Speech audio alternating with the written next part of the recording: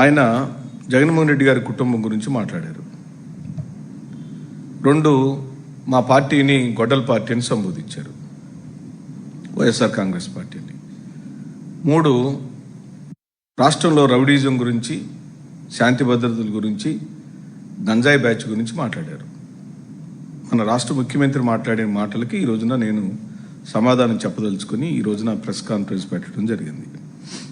చంద్రబాబు నాయుడు గారు 2 సంవత్సరాల తర్వాత కూడా తాను ఈ రాష్ట్రానికి ముఖ్యమంత్రి అని, శాంతి భద్రతల పరిరక్షణ తన చేతిలోనే ఉందని, గంజాయి బ్యాచ్నైనా రౌడీ బ్యాచ్నైనా లేదా మత్తు పదార్థాలు అమ్మే ఏ బ్యాచ్నైనా కంట్రోల్ చేసే అథారిటీ బాధ్యత తన దగ్గర ఉందనే విషయాన్ని మర్చిపోయి వ్యక్తిగత దోషులకు దిగాడు. దానికి కారణం జగన్మోహన్ రెడ్డి గారు లేవనెత్తిన కాపు యువకుడైన సాయి కృష్ణ యొక్క మరణాన్ని ఉద్దేశిస్తూ ఎలా చనిపోయాడో వివరాలు చెప్పండి, ఆ తల్లికి ఆ బాడీ ఎక్కడుంది, ఒకవేళ చనిపోయి ఉంటే కనీసం బూడిద చేస్తే ఆ బూడిదనైనా తెచ్చి తల్లికి ఇవ్వమని డిమాండ్ చేశాడు. తదుపరి క్రాంతి కుమార్ విషయంలో కూడా సేమ్ డిమాండ్లు పెట్టారు జగన్మోహన్ రెడ్డి గారు ఈ మధ్య జరిగిన దీనిలో. దానికి సమాధానం చెప్పాల్సిన బాధ్యత కలిగిన ముఖ్యమంత్రి బాధ్యతారహితంతో, అధికార మదంతో తను ఏం మాట్లాడినా చెల్లుబాటు అవుతుంది అనే ఒక దురహంకార రాజకీయ వ్యవహార శైలిని చూపించాడు. చంద్రబాబు నాయుడిని సూటిగా ఈరోజు నేను వైఎస్ఆర్ కాంగ్రెస్ పార్టీ ఎస్సీ విభాగ రాష్ట్ర అధ్యక్షుడిగా, మాజీ ఎమ్మెల్యేగా, వైఎస్ఆర్ కాంగ్రెస్ పార్టీ అధికార ప్రతినిధిగా నేను సూటిగా కొన్ని ప్రశ్నలు వేస్తాను. ఈ ప్రశ్నలకు చంద్రబాబు నాయుడు గారు ముఖ్యమంత్రి స్థాయి నాకన్నా ఎక్కువ కాబట్టి ఆయన చెప్పలేకపోతే వారి కుమారుడు చెప్పొచ్చు, వారి మంత్రివర్గంలోని ఏ సభ్యుడైనా చెప్పొచ్చు, లేదా వాళ్ళకి నచ్చినోడితో సమాధానం చెప్పించమని డిమాండ్ చేస్తున్నాను నేను. చంద్రబాబు నాయుడు గారు నిన్న జగన్మోహన్ రెడ్డి గారి కుటుంబం గురించి మాట్లాడారు.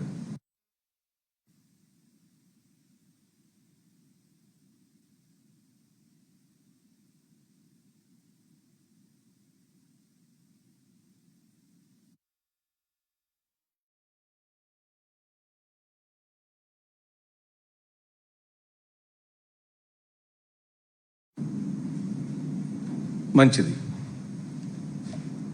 ఇప్పుడు నేను అడుగుతున్నాను, చంద్రబాబు నాయుడు గారి తల్లిదండ్రులు ఎవరు? చంద్రబాబు నాయుడు గారి తండ్రి గారి పేరేమిటి, తల్లి గారి పేరేమిటి, వారిద్దరూ ఎక్కడుండేవారు,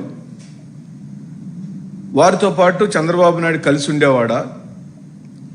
పెళ్ళయ్యే రోజుకి అనగా ఎన్టీఆర్ అల్లుడుగా చంద్రబాబు నాయుడు మారే రోజుకి తన తల్లిదండ్రుల దగ్గరే ఉండేవాడా, లేదా హాస్టల్లో ఉండేవాడా, ఏ కాలేజీలో చదువుకున్నాడు? ఇది నేను నా దగ్గర సమాచారం లేక అడగటం లేదు,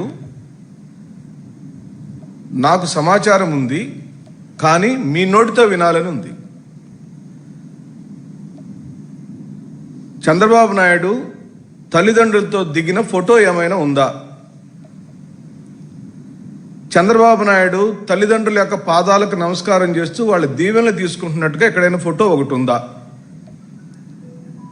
చంద్రబాబు నాయుడు వారి తల్లిదండ్రులతో కలిసి ఓ సంక్రాంతి పండుగను జరుపుకున్నట్టుగా, ఓ దీపావళి పండుగను జరుపుకున్నట్టుగా, లేదా ఒక హోలీ పండుగను జరుపుకున్నట్టుగా, పోనీ ఏదైనా ఒక శుభకార్యంలో కలిసిమెలిసి ఉన్నట్టుగా ఎక్కడైనా ఒక ఫోటో ఉంటే దయచేసి రాష్ట్రానికి మా ముఖ్యమంత్రి గారు చూపించమని నేను సవినయంగా వేడుకుంటున్నాను.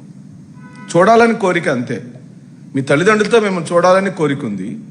అలాగనే మీరు ముఖ్యమంత్రి అయిన తర్వాత, లేదా మీరు ఎన్టీఆర్ అల్లుడైన తర్వాత,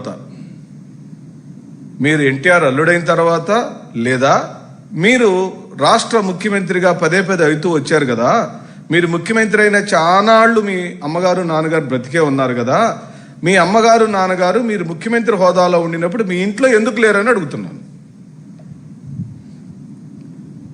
అర్థమైంది కదండి? చంద్రబాబు నాయుడు ముఖ్యమంత్రిగా ఉన్న కాల పరిమితిలో ఆ కాలంలో చంద్రబాబు నాయుడు గారి తల్లిదండ్రులు చంద్రబాబు నాయుడు గారితో కలిసి ఉన్నారా? వాళ్ళు కుప్పంలోనే ఉన్నారా, వాళ్ళ స్వగ్రామంలో ఉన్నారా? ఒకవేళ అలా ఉంటే పెద్దవాళ్ళైన తల్లిదండ్రులను మీతో ఎందుకు ఉంచుకోలేదని మేము అడుగుతున్నాం. ఈ ప్రశ్నకు సూటిగా తెలుగుదేశం పార్టీ ఎవరైనా సమాధానం చెప్పొచ్చు. దీనికి హోదాలు, భేషజాలు, ఆహాలు ఏం అవసరం లేదు. మీరు మమ్మల్ని అడిగారు, మమ్మల్ని నిందించారు. అధికార సభలో ఒక ముఖ్యమంత్రిగా ఈ రాష్ట్రానికి సంబంధించిన అంశాలు మాట్లాడాల్సిన రాష్ట్ర ముఖ్యమంత్రి సిగ్గు ఎగ్గు లేకుండా గురుగింద సామెతలాగా ఆయన జగన్మోహన్ రెడ్డి గారి వ్యక్తిత్వ హననానికి పాల్పడ్డాడు. కాబట్టి ఈ రోజున మేము కూడా చంద్రబాబు నాయుడు గారి కుటుంబాన్ని గురించి తెలుసుకోవాలని అభిలాషపడుతున్నాం. రెండో ప్రశ్న, చంద్రబాబు నాయుడు గారికి తోడబుట్టినటువంటి తమ్ముడు రామ్మూర్తి నాయుడు ఉన్నాడు. చెల్లెళ్ళు ఇద్దరు ఉన్నారు. ఒక ఆమె పేరు రాజశ్రీ, రెండో ఆమె హైమావతి. ఈ రామ్మూర్తి నాయుడు, హైమావతి, రాజశ్రీ కలిసి దిగిన ఫోటో ఏమైనా ఉందా? జగన్మోహన్ రెడ్డి గారు అమ్మగారితో, నాన్నగారితో, మనవళ్ళతో, మనవరాళ్లతో, తన కూతుళ్లతో, వారి సతీమణితో అనేకమైన వీడియోలు, ఫోటోలు ఈ ప్రపంచం మొత్తం చూసింది, చూడబోతుంది, చూస్తూనే ఉంటుంది. ఎందుకు చంద్రబాబు నాయుడు గారు తన తమ్ముడిని, చెల్లెళ్ళని పెట్టుకుని ఒక్క ఫోటో కూడా దిగలేదు? ఇక మూడో ప్రశ్న, ఇవన్నీ ప్రశ్నలేనండి, సమాధానాలు కావాలని డిమాండ్ చేస్తుంది వైఎస్ఆర్ కాంగ్రెస్ పార్టీ. ఈ రాష్ట్ర ముఖ్యమంత్రి అధికార సభలో ప్రజలకు చేయాల్సిన మేళ్ల గురించి, తన పరిపాలన గురించి, ప్రజా అవసరాల గురించి మాట్లాడాల్సిన రాష్ట్ర ముఖ్యమంత్రి ఇంత నిస్సిగ్గుగా, దిగజారుడుగా వ్యక్తిగత విషయాలను అఫీషియల్ మీటింగ్లలో మాట్లాడుతూ పదే పదే అసలు జగన్మోహన్ రెడ్డి గారిని తలుచుకోకుండా చంద్రబాబు నాయుడు నిద్రపట్టిద్దా? లేచిన దగ్గర నుండి పడుకునేదాకా జగన్ జగన్ జగన్ జపమే. చంద్రబాబు నాయుడు దగ్గర నుంచి, కేబినెట్ మంత్రుల దగ్గర నుంచి, ఎమ్మెల్యేల దగ్గర నుండి, ఎంపీల దగ్గర నుంచి, కేంద్ర మంత్రుల దగ్గర నుండి, ఉప ముఖ్యమంత్రి, షాడో ముఖ్యమంత్రి అందరూ కూడా జగన్ జపమే. ఎందుకంత భయం జగన్ అంటే? జగన్ నిప్పు కాబట్టి భయం. మేమేం అడుగుతున్నాం? మీ తమ్ముడు, మీ చెల్లెళ్ళు ఒకే కుటుంబంలో ఒక ఫోటో ఏమైనా ఉందా? దయచేసి చూపించండి. నాలుగో ప్రశ్న, కజ్జూరు నాయుడు గారు అనగా చంద్రబాబు నాయుడు గారి తండ్రి గారు, అమ్మనమ్మ గారు చంద్రబాబు నాయుడు గారు అమ్మగారు, ఈ రామ్మూర్తి నాయుడు గారు తమ్ముడు గారు, రాజేశ్వరి గారు చెల్లెలు గారు, హైమావతి చెల్లెలు గారు అందరూ కలిసి కజ్జూరు నాయుడు గారు, అమ్మనమ్మ గారు ఇచ్చిన ఆస్తి తీసుకొని ఉంటారు కదా, మొత్తం ఆస్తి విలువ ఎంత? చంద్రబాబు నాయుడు గారి తండ్రి గారు సంపాదించిన ఆస్తి విలువ ఎంత అని అడుగుతున్నాం. ఆ ఆస్తిని రామ్మూర్తి నాయుడు గారికి వాటా ఎంత వెళ్ళింది, చెల్లెళ్ళకి వాటా ఎంత వెళ్ళింది, పోగా చంద్రబాబు నాయుడు గారి వాటా కింద ఎంత వచ్చింది? నాకు తెలియదు. ఆ సమాచారం అయితే నాకు తెలియదు. దయచేసి చెప్పమని డిమాండ్ చేస్తున్నాం. హైదరాబాద్లో ఉన్న అమ్మనమ్మ పేరుతో ఉన్న ఆస్తిని థంబ్ ఇంప్రెషన్స్తో, అంటే వేలిముద్రలు వేయించుకుని లోకేష్ గారి పేరు మీదకి ట్రాన్స్ఫర్ అయినట్టుగా ఆస్తి ఒక సమాచారం ఉంది. దానిలో రామ్మూర్తి నాయుడికి, హైమావతికి, రాజేశ్వరి చెల్లెళ్లకు వాటా ఎందుకు పంచలేదని అడుగుతున్నాం. అమ్మనమ్మ ద్వారా, అంటే తండ్రి తల్లి ద్వారా సంక్రమించిన ఆస్తిని చెల్లెళ్లకు, తమ్ముడికి ఎందుకు పంచలేదని అడుగుతున్నాం. అంటే మీరే 1300 కోట్ల రూపాయలు విలువ చేసే ఆస్తి అని అఫీషియల్గా మీరు మీ అఫిడవిట్లో సమర్పించారు ఎన్నికలప్పుడు. ఎంతండి? 1300 కోట్ల రూపాయలు ఆస్తులు ఉన్నాయని. ఈ 1300 కోట్ల రూపాయల ఆస్తులలో రామ్మూర్తి నాయుడు వాటా ఎంత, రాజశ్రీ వాటా ఎంత, హైమావతి వాటా ఎంత? అలాగే హెరిటేజ్లో రామ్మూర్తి నాయుడికి, హైమావతి గారికి, రాజశ్రీ గారికి వాటాలు ఉన్నాయా? ఉంటే వాటి విలువ ఎంత? తద్వారా దాని విలువ ఎంత రూపాయల్లో చెప్పమని అడుగుతున్నాం. అలాగనే ఈ మధ్యనే చిన్న పూరి గుడిసె కట్టుకుంటున్నాడు చంద్రబాబు నాయుడు గారు. చిన్నది, ఎంత? 5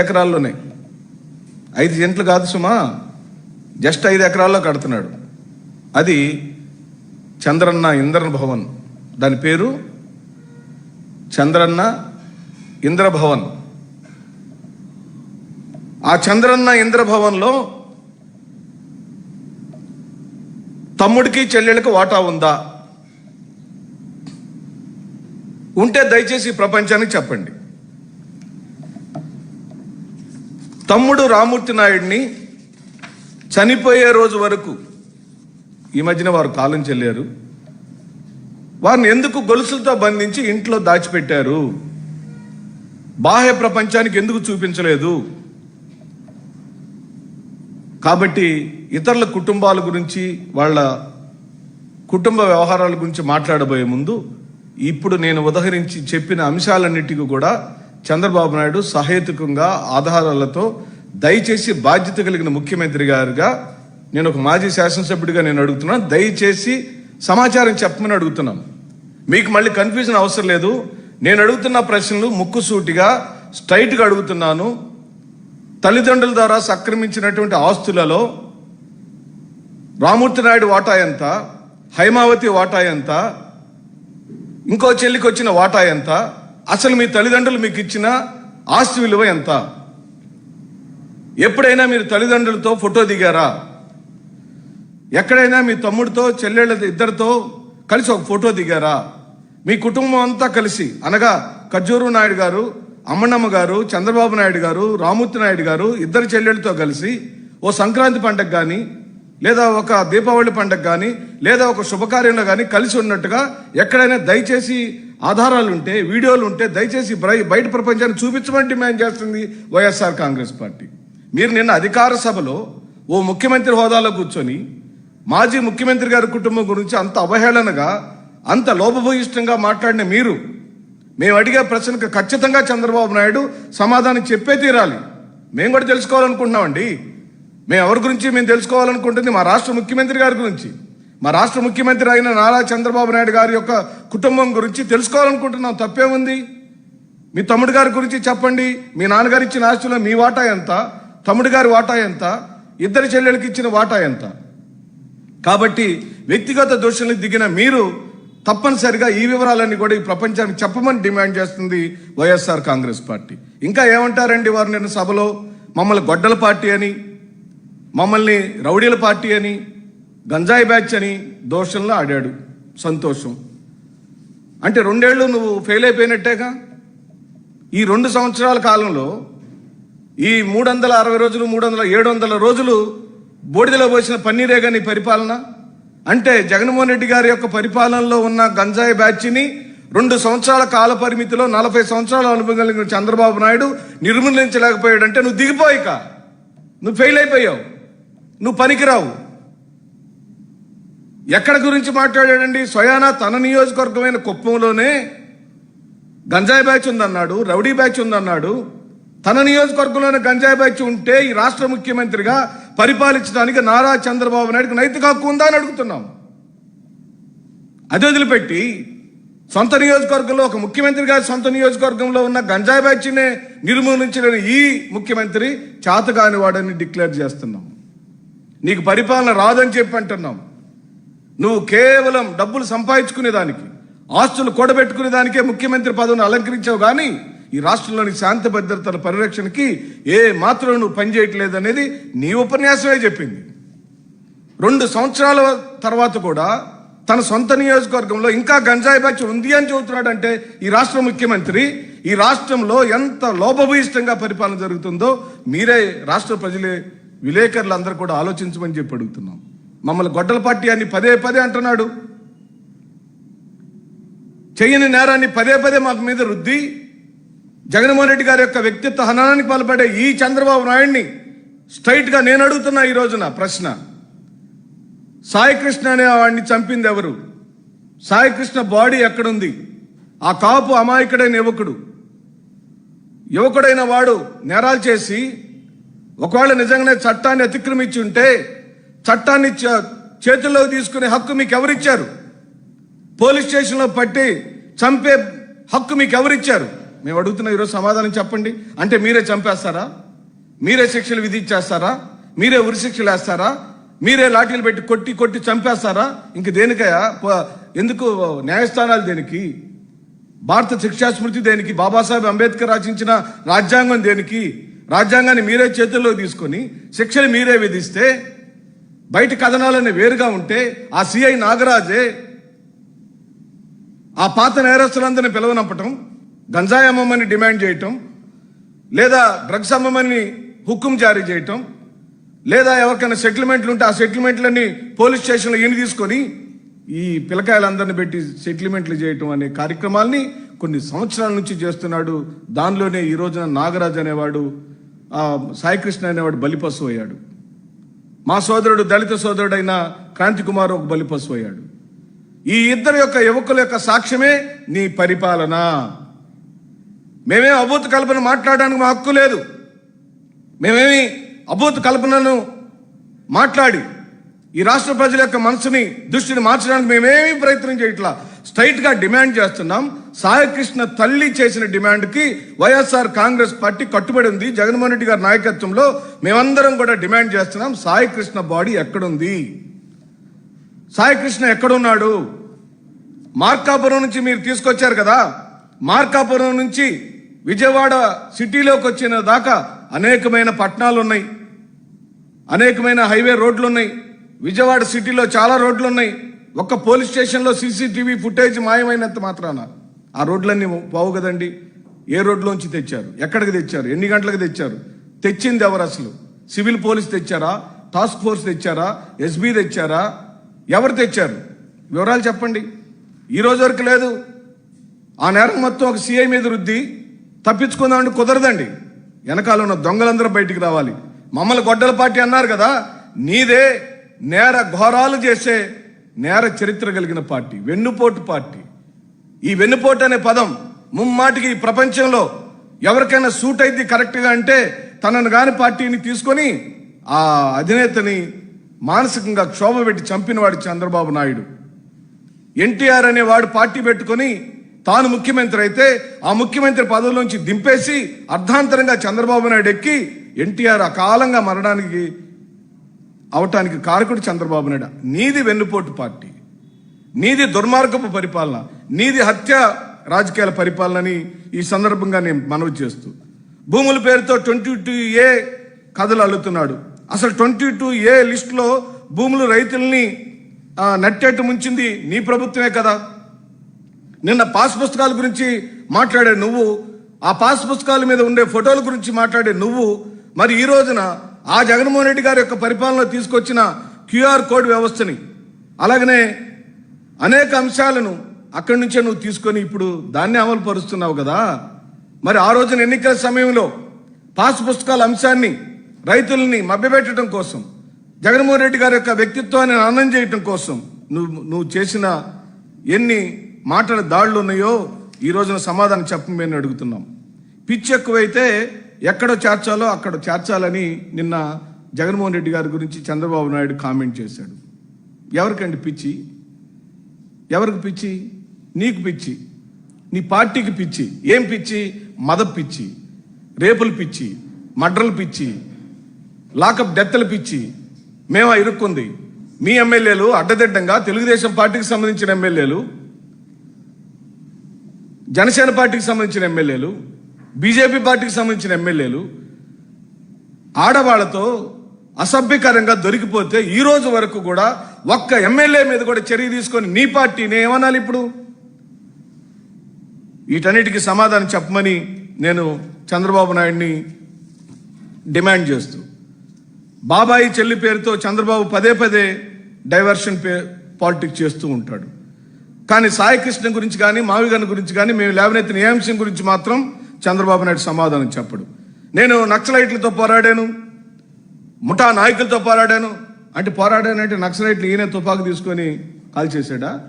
ముఠా నాయకులతో పోరాడానంటే ఈయన ఒక కత్తి ఒకటి తీసుకొని చంపేశాడా? ఏం మాట్లాడతాడండి?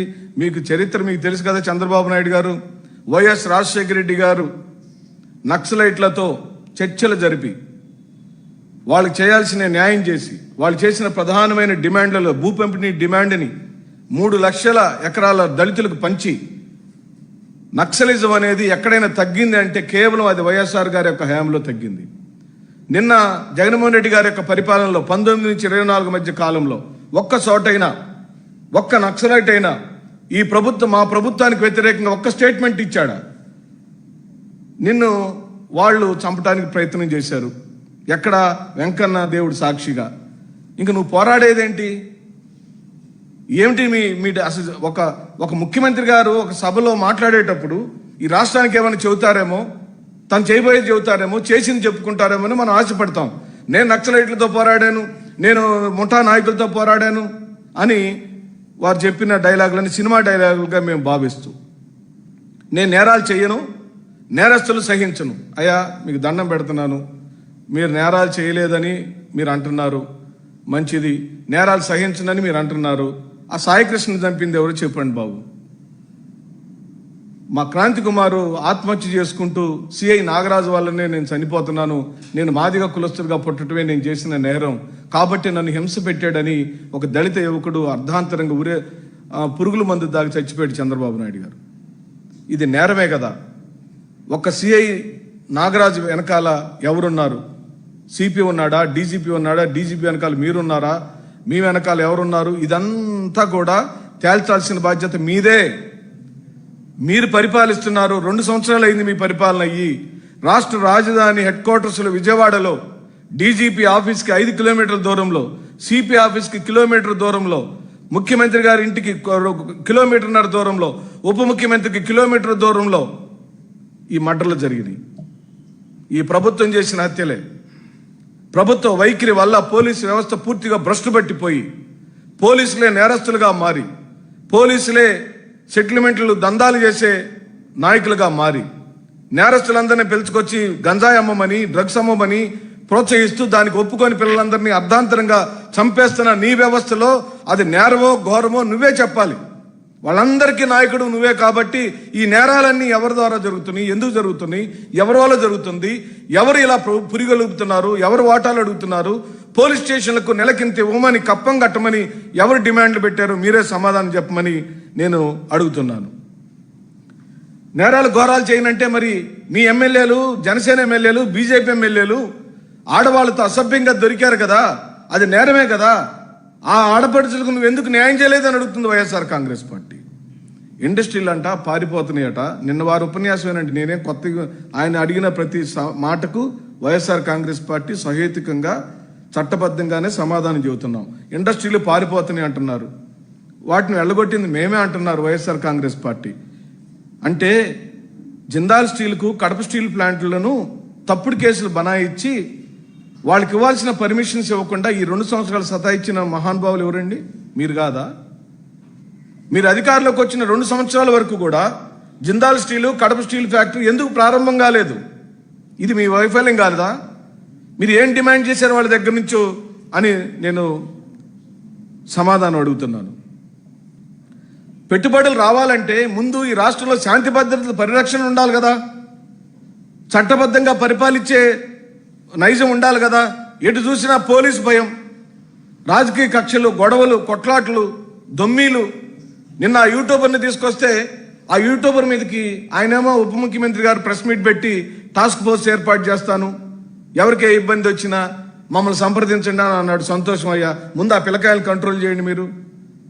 ఆ యూట్యూబర్ మీద పదే ఎవరైతే నీ పార్టీ సేనలు ఎవరెవరైతే వెళ్ళి ఆ యూట్యూబర్ మీద ఆయన ఏం మాట్లాడాడో, ఎందుకు మాట్లాడాడో మాకు తెలియదు, మాకు సంబంధించిన అంశం కాదు. కానీ చట్ట ప్రకారం పోలీసులు అరెస్ట్ చేసిన ఒక వ్యక్తిని పోలీస్ స్టేషన్లోకి తీసుకెళ్తున్నప్పుడల్లా ఆ పరిధిలో ఉన్నటువంటి నీ పార్టీకి సంబంధించిన కార్యకర్తలు ఆ యూట్యూబర్ మీద అటాక్ చేస్తుంటే ఏం చేస్తున్నారయ్యా నీ వ్యవస్థ అంతా? అది నేరం కాదా? అది ఘోరం కాదా? పోలీసుల్ని తోసుకుంటూ, బ్యారికేడ్లను తోసుకుంటూ పోలీస్ స్టేషన్లోకి గోడలు దూకి అల్లరి మూకలు ఆ విధంగా 2 రోజుల పాటు రాష్ట్రంలో భయభ్రాంతులు సృష్టిస్తుంటే గాడిదలు కాస్తుందా నీ ప్రభుత్వం? ఎందుకు కంట్రోల్ చేయలేదని అడుగుతున్నాం. ఆ యూట్యూబర్ తప్పు చేస్తే చట్ట ప్రకారం శిక్షించండి, జైల్లో పెట్టండి. కానీ వ్యక్తిగతంగా అతన్ని హింస పెట్టి కొట్టే హక్కు మీకు ఎవరిచ్చారని అడుగుతున్నాం. శిక్ష విధించాల్సింది కోర్టులో ప్రవేశపెట్టాల్సిన పోలీసు. వాళ్ళిద్దరి పైన వాళ్ళు చేస్తున్నారు. మధ్యలో జనసేన పార్టీకి సంబంధించిన కార్యకర్తలకు ఏ సంబంధం అండి? ఆ విధంగా రాక్షసంగా రౌడీ మోక్కలు వచ్చి ఆ యూట్యూబర్ మీద దాడి చేస్తుంటే ఏమయ్యారండి ఉప ముఖ్యమంత్రి గారు, ముఖ్యమంత్రి గారు పడుకొని నిద్రపోతున్నారా? మీరా నేరాల గౌరవాల గురించి మాట్లాడేది అని సందర్భంగా మేము అడుగుతూ, రైతుల గురించి మాట్లాడారు చంద్రబాబు నాయుడు గారు. సంతోషం బాబు, అసలు నీకు రైతులు గుర్తొచ్చారు, ఎంతో ఆనందంగా ఉంది నాకు. మీ నోట్లో నుంచి రైతు అనే పదం వింటమే మేము చేసుకున్న పుణ్యం, ఈ రాష్ట్ర ప్రజలు చేసుకున్న పుణ్యం. ఎందుకంటే మీరు వ్యవసాయం దండగా అన్నారు కదా, వ్యవసాయం దండగా అసలు వ్యవసాయం చేయడానికి వీల్లేదు అంటున్నారు ఆంధ్రప్రదేశ్లో. నీ చలవ వల్ల పొగాకు రైతులు రోడ్డు మీద పడ్డారు చంద్రబాబు నాయుడు గారు, మామిడి రైతులు రోడ్డు మీద పడ్డారు, అరటికాయ వ్యాపారస్తులు రోడ్డు మీద పడ్డారు, మిర్చి రైతులు రోడ్డు మీద పడ్డారు. పండించిన పంటలు గిట్టుబాటు ధరలు లేవు, రైతులు గగ్గోలు పెడుతున్నారు. రైతుల గురించి మీరు మాట్లాడితే దెయ్యాలు వేదాలు వల్లిచ్చినట్టు ఉంటాయి. బాధ్యత మీదే, గిట్టుబాటు ధరలు కల్పించాల్సిన బాధ్యత మీదే. గిట్టుబాటు ధర కనుక ఇవ్వలేకపోతే వాళ్ళందరికీ నష్టపరిహారం బాధ్యత చెల్లించాల్సిన బాధ్యత మీదే. ఇన్పుట్ సబ్సిడీ ఇవ్వాల్సిన బాధ్యత మీదే. ఎరువులు పంపిణీ చేయాల్సిన బాధ్యత మీరే. సకాలంలో కొనాల్సిన బాధ్యత మీదే. అకాలంగా వర్షాలు పడి పంట నష్టం జరిగితే నష్టపరిహారం చెల్లించాల్సిన బాధ్యత ప్రభుత్వాందేనయ్యా, నీదే. నీ దగ్గరే ఉంది అధికారం, నువ్వే చేయమని ఈ సందర్భంగా మేము మనవి చేస్తూ, జగన్ గారిని వ్యక్తిగతంగా తిట్టడం, జగన్మోహన్ రెడ్డి గారిని వ్యక్తిగతంగా బలహీనంగా మాట్లాడటం, ఆయన మీద మాటలు దాడి చేయటం నీకు పరిపాటి అయిపోయింది చంద్రబాబు నాయుడు గారు. మేము అడుగుతున్నాం ఈ రోజున, ఆయన మాజీ ముఖ్యమంత్రి, నువ్వు ముఖ్యమంత్రివి, 2 సంవత్సరాలు అయింది నీ పరిపాలన మొదలుపెట్టి. ఏం చేశారయ్యా? పెద్ద బొచ్చి ఇచ్చారు కదా, పథకాలు ఉష్కాకి వెళ్ళిపోయినాయి. ఒక్క పథకం లేదు, సూపర్ 6 అన్నావు, ఏ 6 లేదు. అలాగనే రైతులకి రోడ్డు మీద పడేసావు. శాంతి భద్రతలు ఇప్పుడు దాకా మేము చెప్పాము. ఏ కోశాన కూడా ఈ రాష్ట్రంలో ప్రభుత్వం ఉన్నట్టుగా ఆ ప్రభుత్వం